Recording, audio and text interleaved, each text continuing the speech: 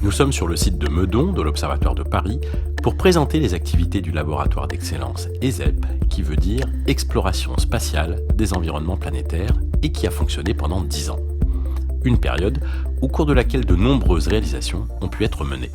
Tous les ans, sur réponse à appel d'offres proposé par un comité scientifique, le LabEx ESEP a pu financer des contrats doctoraux, des contrats postdoctoraux et des contrats d'ingénieurs sur les activités sélectionnées dans ces thématiques. En tant que directeur du LabEx ESEP, j'avais à coordonner les activités et mon rôle est donc un chef d'orchestre en quelque sorte. Alors que nous arrivons ici à la fin de ces financements, les bilans pour les différentes instances montrent que plusieurs instruments ont pu être développés pour le spatial dans les différents laboratoires, mais également de l'enseignement avec des stages d'étudiants à différents niveaux et également un site d'enseignement en ligne qui a été développé grâce à ESEP. Au cours de ces 10 années, l'ESEP a mené de front plusieurs chantiers, en premier lieu desquels l'enseignement et la diffusion des connaissances. J'ai proposé avec des collègues de diffuser les connaissances concernant les sciences planétaires et les exoplanètes, qui sont des connaissances qui évoluent très vite et dont le public est très curieux, le public et les étudiants. Donc on a proposé de faire 2 sites web, un site autour des exoplanètes, autour d'une base de données dont je suis responsable, qui permet au grand public, aux étudiants, de manipuler les données des exoplanètes. Et un deuxième site qui était ce que j'appelle un livre numérique, c'est-à-dire c'est un site web structuré comme un livre avec des chapitres. Il y a une partie description du thème et une partie un peu plus théorique, un peu plus approfondie sur les sciences, la physique, les mathématiques ou les technologies utilisées pour développer ces connaissances. Et les avantages d'un site web, c'est en évolution permanente, on met à jour régulièrement les contenus. Alors ce contenu-là est à peu près d'un niveau licence, alors que le site sur les exoplanètes est plutôt, disons, grand public, licence. Les auteurs sont les enseignants-chercheurs et les chercheurs des laboratoires ESEP. C'est des gens dont le sujet de recherche est les sciences planétaires et la découverte des exoplanètes. Et donc là, ils ont vraiment présenté les résultats les plus récents. Dans cette tâche, Françoise Roch était épaulée par Emmanuel Marc, enseignant-chercheur à l'université Saint-Quentin en Yvelines. Alors, j'étais à la fois dans le comité éditorial pour représenter l'ensemble des personnels du VSQ, donc l'université de Versailles-Saint-Quentin, qui a regroupé à la fin à peu près la moitié du contenu total de ce livre numérique.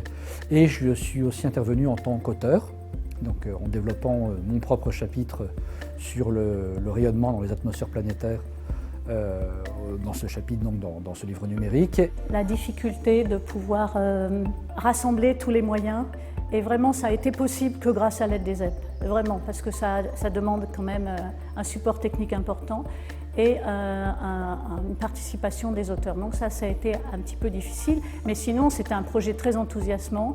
J'aime beaucoup la souplesse de la notion de site web par rapport à un livre qui est beaucoup plus figé. Et on voit l'évolution de l'utilisation par des milliers d'étudiants, on voit comment ces étudiants les utilisent et tout, donc ça c'est vraiment satisfaisant.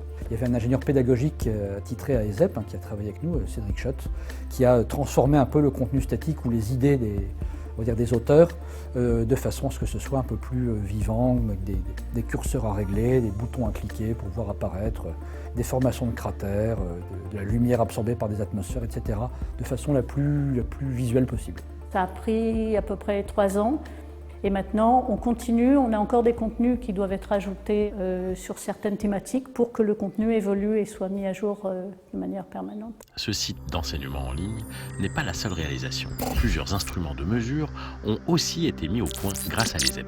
Dans mon domaine, un instrument c'est quelque chose qu'on met à bord d'une sonde spatiale qui va faire une mesure. Par exemple, l'instrument qu'on fabrique, c'est compter le nombre de particules, le nombre de petits atomes qui constituent une atmosphère. Et donc, pour ça, on développe des technologies qui nous permettent de faire cette mesure-là. On pourrait le faire aujourd'hui avec les instruments qu'on aurait, mais il faudrait faire un instrument énorme qui consommerait la consommation d'une maison, par exemple, et qui ferait un volume extraordinaire. Globalement, quelque chose qu'on ne pourrait jamais mettre sur une sonde spatiale. Ce qu'on cherche à utiliser, ce sont des nanotubes de carbone. Donc des nanotubes de carbone, c'est des tout petits tubes, très petits, nanométriques. Donc nous, tout notre travail, c'est de faire des choses toutes petites, très efficaces, très peu consommatrices en énergie, Et donc c'est qu'à ce prix-là qu'on arrive à faire les mesures qu'on voudrait faire demain autour de Mars, de Vénus, de la Lune. C'est grâce réellement à ESEP qu'on a pu tester tout cela et en gros financer une partie de ce que vous voyez autour de vous. Et dans le domaine de l'instrumentation, l'ESEP a joué un rôle crucial dans l'émergence des nanosatellites, c'est-à-dire des satellites de quelques dizaines de centimètres de côté. À l'époque, le début des nanosatellites, beaucoup de scientifiques disaient on ne peut rien faire, c'est trop petit. Et puis finalement, on s'est rendu compte que si, on pouvait faire des choses, et que c'était les scientifiques eux-mêmes d'ailleurs qui finalement se disaient « Ah, je pourrais peut-être bien penser mon observation d'une autre manière ». ESEP a voulu aider les équipes projets qui avaient des idées de nanosatellites à maturer leurs idées. Et donc dans cette salle, ce que nous faisons, c'est que nous transformons l'idée d'un scientifique de réaliser une mesure d'une certaine manière, nous la transformons en une mission complète de satellite en orbite autour de la Terre ou ailleurs d'ailleurs. Donc on transforme le concept de mesure en une séquence d'observation avec toutes les contraintes qu'on peut avoir dans un satellite. Donc ici on est dans la salle Vega. Nous venons de recevoir des composants qui sont des composants de CubeSat sur catalogue. Première chose à faire, nous vérifions que ces composants individuellement sont en bon état. Donc ici Rashika et Thomas sont en train d'installer une manip qui va permettre de les tester finement un par un. Alors ESEP, qui était un réseau de laboratoires, a financé à partir de 2015 cette salle propre à l'intérieur d'un bâtiment qui a été donc complètement rénové à cette occasion pour créer donc une salle dédiée à l'activité nanosatellite. Voilà, ça c'est pas un nanosat ça, mais ça c'est la taille d'un nanosat. 3 unités. Une unité c'est 10 sur 10 sur 10. Et donc on a 3 unités parce qu'on a exploité 30 cm sur 10 sur 10 et ça va venir dans un déployeur qui lui sera attaché à la fusée. Donc évidemment, ça c'est un déployeur de test, donc c'est pour ça qu'il y a une simple vis. Et donc le CubeSat est installé dans le déployeur. Et il pousse un ressort, la trappe est fermée et dans l'espace, la fusée va recevoir un ordre qui va ouvrir la trappe et éjecter le CubeSat, tout simplement. Donc c'est pour ça qu'il faut que ce CubeSat soit d'une masse et d'une taille parfaitement standardisée. Avant 2010, on n'en parlait tout simplement pas. Dans les années 2010 à 2020, on s'est bagarré pour faire admettre qu'on pouvait faire de la science avec. À partir de 2020, ça commence à être une évidence qu'on va devoir se servir des nanosatellites. Je dirais même qu'en 2030, ce sera une faute de ne pas faire de nanosatellites. C'est très difficile de convaincre d'essayer quelque chose de neuf. Alors les nanosatellites, c'est ça, c'est l'opportunité de faire moins cher, une prise de risque plus importante. Et si on a validé à l'échelle nanosatellite un instrument, on peut envisager ensuite de l'appliquer sur des missions traditionnelles en plus gros, plus complexes. Donc l'héritage des ESEP, ça aurait été dosé. En plus de son rôle moteur dans l'émergence des nanosatellites, l'ESEP s'est aussi fortement impliqué à Orléans avec Jean-Pierre Le Breton. Au début du programme, j'étais un peu le chef d'orchestre pour la partie technique. L'objectif principal, c'était vraiment de faciliter, de motiver les laboratoires, les chercheurs, les ingénieurs pour se familiariser avec cette notion d'échelle de maturité technologique. Alors, mon travail a été d'essayer de mettre en réseau, de faire collaborer plusieurs laboratoires de l'ESEP ensemble, et aussi une certaine philosophie de développement technologique pour accroître le niveau de maturité technologique et en collaboration entre plusieurs laboratoires. Bon, la collaboration existait déjà, mais les laboratoires de l'ESEP ont en quelque sorte appris à mieux travailler ensemble et à se projeter vers l'avenir. Au cours de cette décennie, il a mis toute son expérience au service de plusieurs projets, notamment le Cosmorbitrap. Je travaille dans l'équipe de Christelle Briouat, qui est en charge de la partie scientifique, mais aussi de tout le développement du Cosmorbitrap et aussi de la mise en œuvre des collaborations internationales, en particulier plusieurs collaborations avec des Américains, des instruments complets qui intégreront le Cosmorbitrap, qui est vraiment le cœur, l'analyseur de ces instruments futurs qui sont à l'étude actuellement. Donc le Cosmorbitrap, donc on en revient à qu'est-ce que la spectrométrie de masse. Voilà. Dans un spectromètre de masse, il y a plusieurs modules. Il y a la partie ionisation, donc on va ioniser notre matériau, en fait, faire des ions. Et ensuite, le deuxième module important d'un spectromètre de masse, qui fonctionne sous vide, ça s'appelle l'analyseur en masse. C'est celui qui va trier les petits ions, en fait. Il va les trier suivant leur rapport masse-surcharge, en fait. Et il y a la partie détecteur. Alors, un analyseur peut être à la fois détecteur, mais il peut y avoir des modules séparés. Après, il y a la détection. On transforme le signal, en fait, le flux ionique en flux électronique. Et après, il y a tout le système d'enregistrement de la donnée, l'amplification, etc. Puis ça arrive à l'ordinateur. Et nous, ce qu'on fait, le nouveau projet qu'on a, qui s'appelle Cosmorbitrap, on ne fait pas un instrument spectrométrie de masse complet.